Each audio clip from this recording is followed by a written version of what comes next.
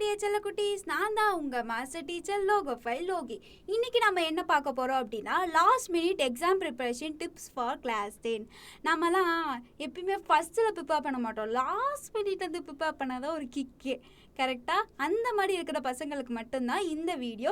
ஏன்னா லாஸ்ட் மினிட்ல எப்படி ப்ரிப்பேர் பண்ணுறதுன்னு தெரியாமல் ப்ரிப்பேர் பண்ணுவாங்க நிறைய ஸ்டூடெண்ட்ஸ். ஸோ அவங்களுக்கு எல்லாமே ஒரு குட்டி டிப்ஸோட இப்படி இந்த மாதிரிலாம் நீங்கள் ப்ரிப்பேர் பண்ணிங்க அப்படின்னா லாஸ்ட் மினிட்ல கூட உங்களால் நல்ல மார்க் எடுக்க முடியும் அப்படிங்கிறதுக்கு ஒரு குட்டி டிப்ஸோட நிறைய குட்டி கதையோட இன்ட்ரெஸ்டிங்காக உங்களை நான் இந்த வீடியோவில் கொண்டு போக போகிறேன். கண்டிப்பாக இந்த வீடியோ பாருங்கள். இந்த டிப்ஸ் எல்லாமே உங்களோட எக்ஸாம் அப்போ ரொம்ப யூஸ்ஃபுல்லாக இருக்கும். மறக்காமல் என்னை பிடிச்சிருந்தது அப்படின்னா லைக் பண்ணிவிட்டு ஒரு சப்ஸ்கிரைப் பண்ணிவிட்டு பெல் ஐக்கானை டக்குன்னு கிளிக் பண்ணிவிட்டு அழகாக செஷனுக்குள்ளே வந்துடுங்க. ஓகே, ஃபர்ஸ்ட் நம்ம என்ன பார்க்க போகிறோம் அப்படின்னா ஒரு குட்டி கதை பார்த்துடலாம். என்னென்னா, ஒரு ராஜா அப்படின்னோடனே பழைய கால கதை அப்படின்னு நினச்சிடாதீங்க. இது என்னென்னா, ஒரு ராஜா என்ன பண்ணுறாரு அப்படின்னா, சரி நம்மளோட வயசு ஆக ஆக நமக்கு நம்மளோட அரசாங்கம் நம்ம பசங்க கையில் கொடுக்க வேண்டிய நிலமை வருது. ஸோ முன்னாடியே நம்ம யார் அடுத்த ராஜாவாக இருக்க போகிறாங்க அப்படின்றத நம்ம ஊருக்கு சொல்லிடலாம் அப்படின்ற ஒரு முடிவோடு வராரு. அதனால் அவர் என்ன பண்ணுறாரு அப்படின்னா, தன்னோட ரெண்டு பையன், ஓகேவா, 2 பசங்களையுமே முன்னாடி நிறுத்தி, இந்த மாதிரிப்பா எனக்கு வயசாகிடுச்சு, இதுக்கப்புறம் இந்த நாட்டை ஆள போகிற ராஜா நீங்கள் 2 பேரில் யாரோ ஒருத்தவங்க மட்டும்தான். ஸோ உங்களுக்காக ஒரே ஒரு குட்டி கேம் மாதிரி, குட்டி ஒரு விளையாட்டு மாதிரியோ இல்லை குட்டி ஒரு என்ன சொல்லுவாங்க, ஒரு முயற்சி மாதிரி 2 விறகு கொடுத்து, 2 விறகு கட்டைங்க, நிறைய அடுக்கடுக்காக விறகு கட்டைங்களை கொடுத்து 2 பேர் கையிலையும் கொடுத்துட்டு, இந்த மாதிரி ஒருத்தர் கையிலையும் இன்னொரு விறகு இன்னொருத்தர் கையிலையும் கொடுத்தாச்சு. இப்போது இதை யார் முதலாளாக வெட்டி முடித்து எல்லா விறகுகளையும் 2ஆக உடைக்கிறீங்களோ அவங்களுக்கு தான் என்னோட அடுத்த பதவி, என்னோட ராஜா பட்டம் அடுத்து உங்களுக்கு தான் அப்படின்னு சொல்லிடுறாரு. முதல்ல இருக்கவர் என்ன பண்ணுறாரு அப்படின்னா, வளர்ந்தவர் அப்படின்னு வாங்கலை, அண்ணன் தம்பி. அண்ணங்காரர் என்ன பண்ணுறாரு அப்படின்னா, கட்டை அவுக்காமையே போட்டு உடன்னு உடைக்கிறாரு. அதே அந்த தம்பிக்காரர் என்ன பண்ணுறாரு அப்படின்னா, கட்டெல்லாம் அவுத்து பொறுமையாக ஒவ்வொரு கட்டை விறகையும் ஒன்றொன்னா அடுக்கி ஒன்றொன்றுத்தையும் பொறுமையாக வெட்டிட்டு வராரு.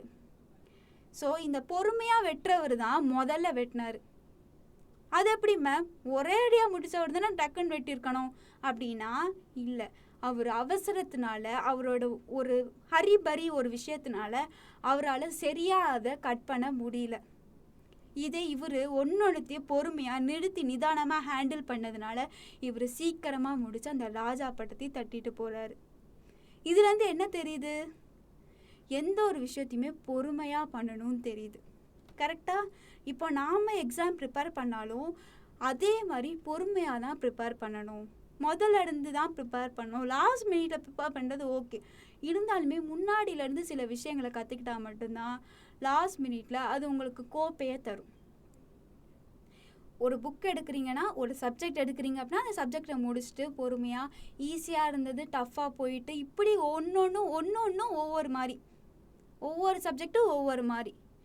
படிக்கட்டு கீழே இருந்தால் மேலே ஏறணும், கீழ் படிக்கட்டுலேருந்து மேல் படிக்கு அப்படியே தாவ முடியாது, ஒவ்வொரு படியாக தான் ஏறி போக முடியும். அந்த மாதிரி தான் கொஞ்சம் கொஞ்சமாக தான் உங்களோட எல்லா பிரச்சனையும் எல்லா படிப்பையும் ஹேண்டில் பண்ண முடியும். எப்பயுமே வாழ்க்கையில் பொறுமையாக இருக்க கற்றுக்கோங்க, பொறுமையாக எப்படி சிந்திக்கிறதுன்னு கற்றுக்கோங்க, பொறுமையே வெல்லும். ஓகே, இப்போது எப்படி நம்ம லாஸ்ட் மினிட்ல ப்ரிப்பேர் பண்ணுறதுங்கிறத பார்த்துடலாம். முதல்ல எப்படிலாம் ப்ரிப்பேர் பண்ணலாம் அப்படின்னா, என்கிட்ட ஒரு கொஸ்டின் பேப்பர் கொடுக்குறாங்க அப்படின்னா நான் முதல்ல என்ன பண்ணுவேன் அப்படின்னா, எடுத்து எல்லா கொஸ்டினையும் இருக்கிற எல்லா கொஸ்டினையும் எழுதுவேன். கொஸ்டின் பேப்பரில் எனக்கு தெரிஞ்சது தெரியாதது எல்லாமே எழுதுவேன். ஏன்னா எல்லாத்தையும் அட்டன் பண்ணுறதா முதல் விஷயம். ஸோ லாஸ்ட் மினிட்ல கூட நீங்கள் நல்லா படித்து நல்ல மார்க் எடுக்கணும் அப்படின்னா முதல்ல கொஸ்டின் பேப்பரில் எக்ஸாம் எழுதும் போது நல்லா எல்லாத்தையும் அட்டன் பண்ண கற்றுக்கணும். ஏதோ ஒரு கொஸ்டின் விட்டோன்னு வச்சுக்கோங்களேன், டீச்சர்ஸ் என்ன நினைப்பாங்கன்னா, ஐயோ கொஸ்டினை விட்டாங்களே, அப்போ இவங்களுக்கு படிக்க வராது போல இருக்குன்னு நினச்சிருவாங்க. அந்த மாதிரி ஒன்றும் கொண்டு வரக்கூடாது. முதல்ல என்ன பண்ணால் ஸ்கிப் த கொஸ்டின். உங்களுக்கு ஒரு கொஸ்டின் தெரியலையா, முதல்ல அதை லாஸ்ட்டாக எழுதிக்கலான்னு ஒரு முடிவுக்கு வாங்க. அந்த கொஸ்டின்லேயே தெரியலையேன்னா தெரிஞ்ச கொஸ்டினை கூட உங்களுக்கு எழுதுறதுக்கு டைம் இல்லாமல் போகிடும். அந்த மாதிரி எப்பயுமே விடாதீங்க. முதல்ல எடுத்தோடனே கொஸ்டினை எழுத ட்ரை பண்ணுங்கள். வரலையா, ஸ்கிப் த கொஸ்டின், லாஸ்ட்டாக போய் எழுதிக்கோங்க அந்த கொஸ்டினை. லாஸ்ட்டாக கூட எழுதலாம், ஆனால் எழுதாமல் விடவே கூடாது. எழுதாமல் விடக்கூடாது. எழுதுங்க. தெரிலையா விட்டுருங்க. லாஸ்ட்டாக வந்துட்டு எழுதி பாருங்கள். நெக்ஸ்ட் என்ன பண்ணால் 2 லைனாக தான் அந்த டாப்பிக்கை பற்றி எழுதியிருக்கணும். இப்போது ஃபோட்டோசிந்தசிஸ் கொடுக்குறாங்க. ஃபோட்டோசிந்தசிஸ் கொடுத்தோடனே எனக்கு எதுவுமே தெரியாது, நான் அது படிக்கவே இல்லை, படிக்காத கொஸ்டின் வந்துச்சுன்னா கவலையப்படாதீங்க. படிக்காத கொஸ்டின் வந்துச்சா பரவாயில்ல, ஃபோட்டோசிந்தசிஸ் பற்றி மேம் என்ன நடத்துனாங்கன்னு யோசிங்க. அதை பற்றி 2 லைன் 2 மார்க்கில் படிச்சிருக்க மாட்டிங்களா, 1 மார்க்கில் படிச்சிருக்க மாட்டிங்களா, அதை உட்காந்து எழுதுங்க. 2 லைனாலும் பரவாயில்ல, 2 லைனாவது அட்லீஸ்ட் எழுதிடுங்க. எப்படியாவது அட்டன் பண்ண ட்ரை பண்ணுங்கள். இல்லை 2 லைன் கூட எனக்கு வரல, 1 மார்க்லேயே படிக்கல, 2 மார்க்லேயே படிக்கல, எதுலையுமே அந்த கொஸ்டின் படிக்கல அப்படின்னா அந்த கொஸ்டினை பற்றி உங்களுக்கு என்ன ரிலவெண்ட்டாக தெரியுமோ அதை எழுத ட்ரை பண்ணுங்கள். ஒரு சைட் டாபிக் மாதிரி போட்டு உள்ளே ஏதாவது எழுதுங்க. இந்த மாதிரியாச்சும் பண்ணுங்கள்.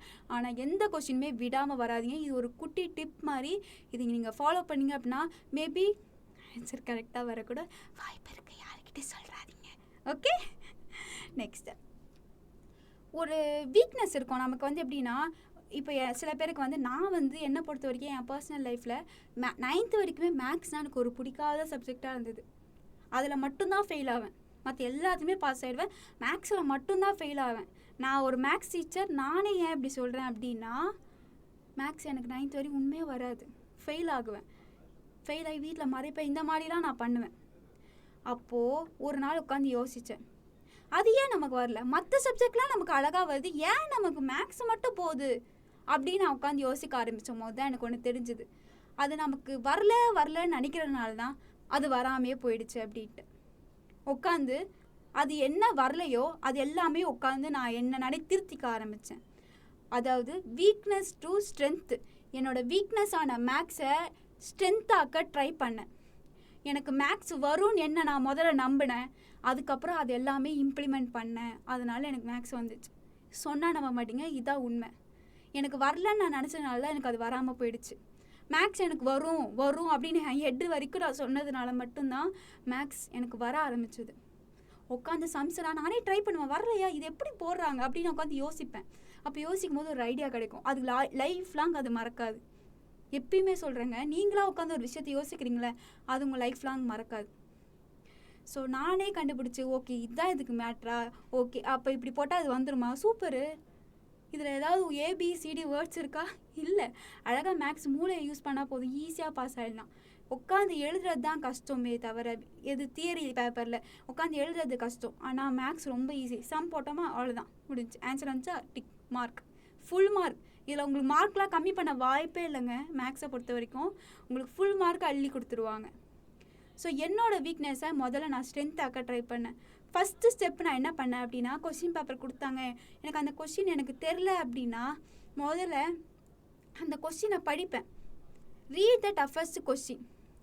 மேக்ஸ் இப்போ படிக்கணும்னு நான் நினச்சி உட்காந்துட்டேன்னு வச்சுக்கோங்களேன். முதல்ல எடுத்தோடனே ஒரு கஷ்டமான கொஸ்டின் இருக்குன்னா அதை ஸ்கிப் பண்ணணும்னு நினைக்காதீங்க. உட்காருங்க, அந்த கொஸ்டினில் என்னென்ன பண்ணுறாங்கன்னு முதல்ல உட்காந்து பாருங்கள்.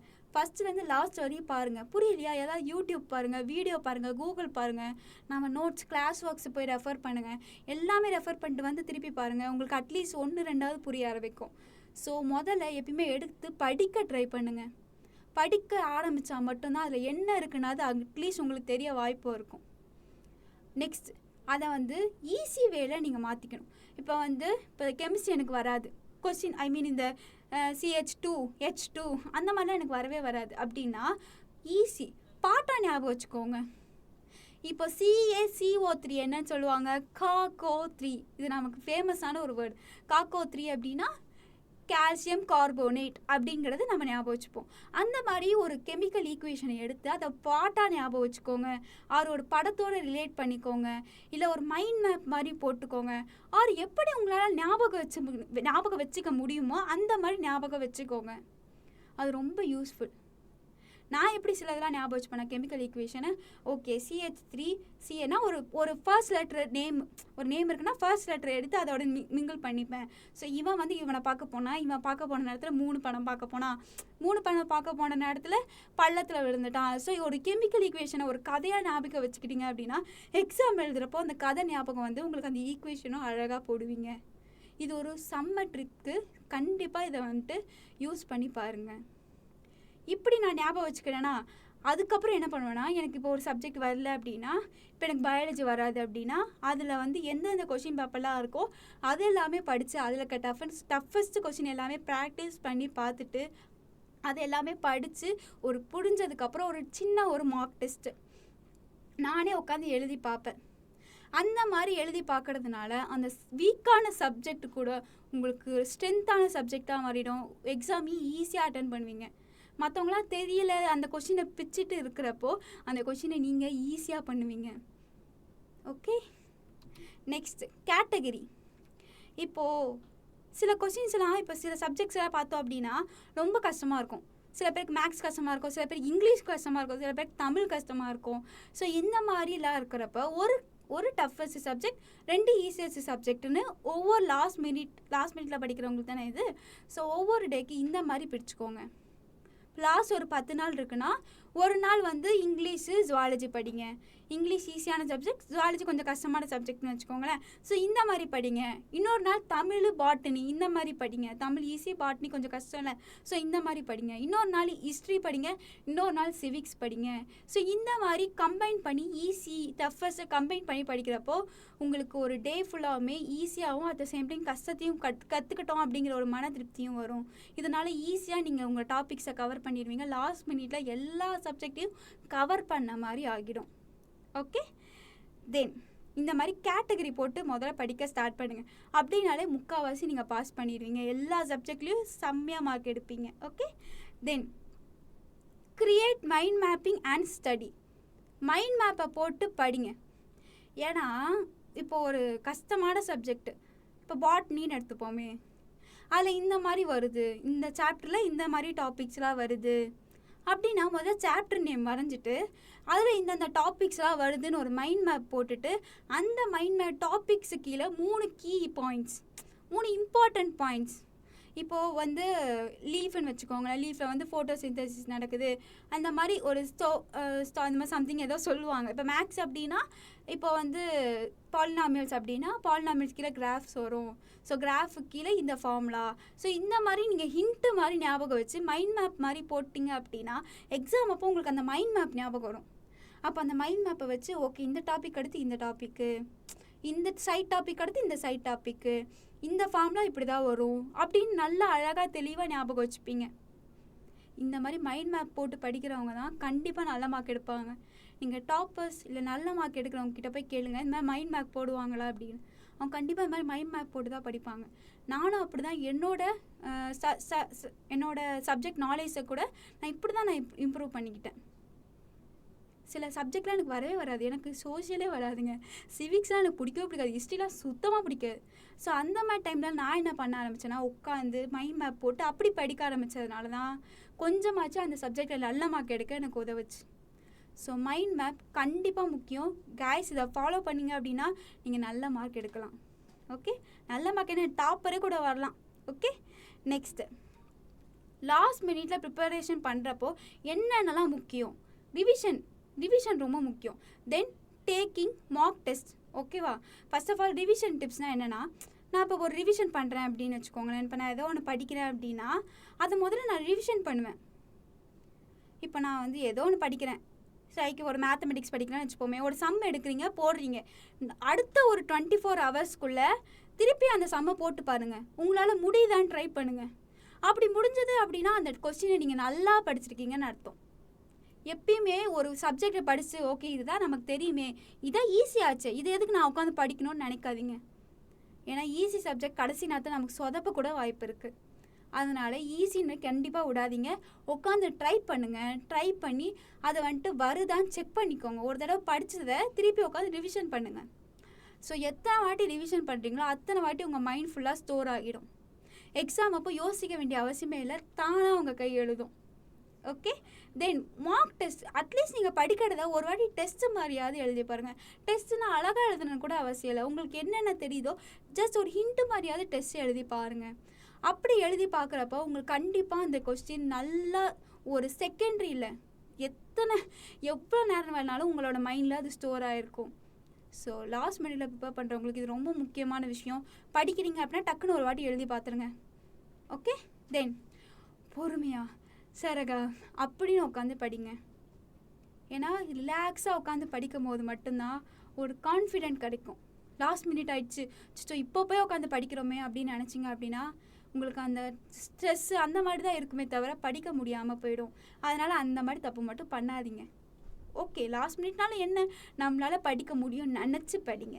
ஓகே, நெக்ஸ்ட்டு படித்ததை 24 ஹவர்ஸ்க்குள்ளே ரீகால் பண்ணி பாருங்கள். இப்போ நான் என்ன பண்ணுவேன் அப்படின்னா தூங்கும் போது இதை வந்து ட்ரை பண்ணுவேன். தூங்கும் போது இப்போ நான் என்ன நினைப்பேன் அப்படின்னா ஓகே காலைல படித்த கொஸ்டின் இப்போ ஞாபகப்படுத்தி பார்க்கலாம் அப்படின்னு நினைக்கிறப்போ அந்த கொஸ்டின் ஞாபகம் வந்தது அப்படின்னா நீங்கள் நல்லா படிச்சிருக்கீங்கன்னு அர்த்தம். இல்லை படிக்கும் போது ஞாபகம் வரல அப்படின்னா ஓகே காலைல எழுந்து அந்த கொஸ்டினை முதல் வேலையை அதை பார்த்துட்டு ஓகே இதுதானா அப்படின்னு ஒரு ஓகே இதுதான் நான் பார்த்துக்கலாம் அப்படின்னு நினச்சிட்டு நீங்கள் படிக்க ஆரம்பிச்சிட்டிங்க அப்படின்னா ரொம்ப ஈஸியாக இருக்கும்.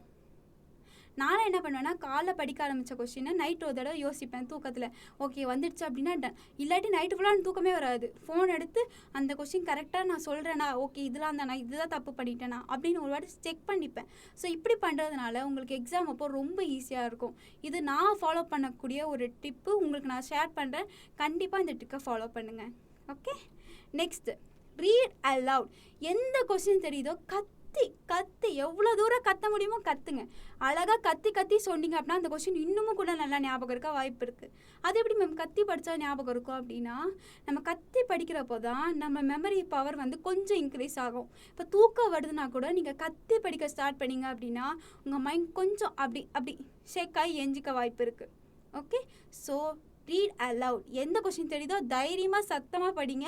சத்தமாக படிக்கிறப்போ அந்த கொஸ்டின் உங்களுக்கு ஃபன்னியாகவும் at the same time exam அப்போ ஞாபகம் இருக்கக்கூட வாய்ப்பு இருக்குது.